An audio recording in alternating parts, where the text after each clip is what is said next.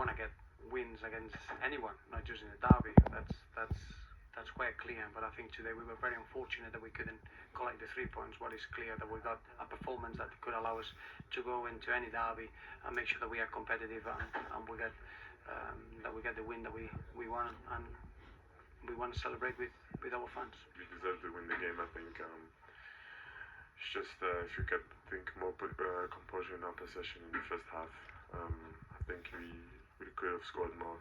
Danny, as weeks go, that's not a bad one you've had. No, it's been great, as you can imagine. Obviously the news of being called up, going into the derby game and getting a goal as well. It's just a shame it wasn't a perfect week with a win today.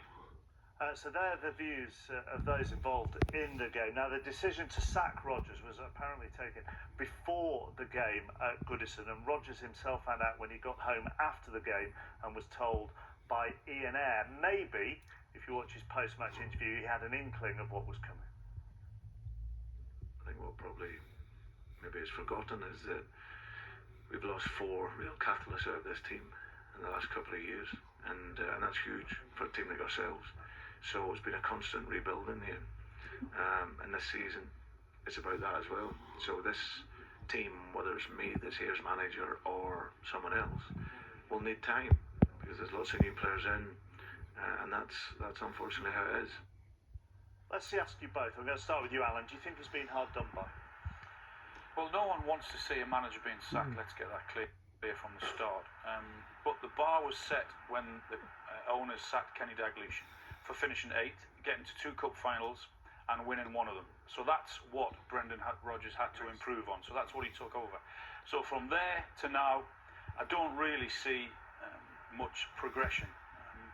As tough as it is, with the money that has been spent, one of Brendan's first things when he went into Liverpool was he talked about a philosophy, which I know many people were slightly confused about that. And looking from the outside now, that a philosophy for Liverpool is, I don't see an identity. I don't see people can see who their best players are, what the plan is, what their best system is.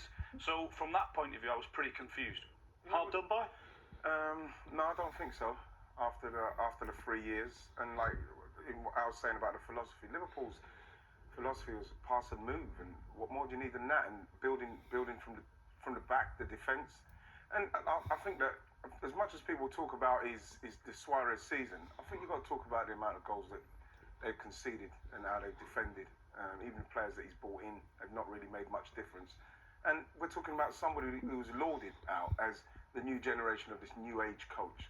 And for me, I just think that in that respect, I don't think... I also think from the beginning of the season with his 2 coaches gone, I do think he was a dead man walking. As soon as he's going to have a bad run, the inevitable, I think, was going to happen. Right, you both talked about recruiting, you both talked about the money he spent.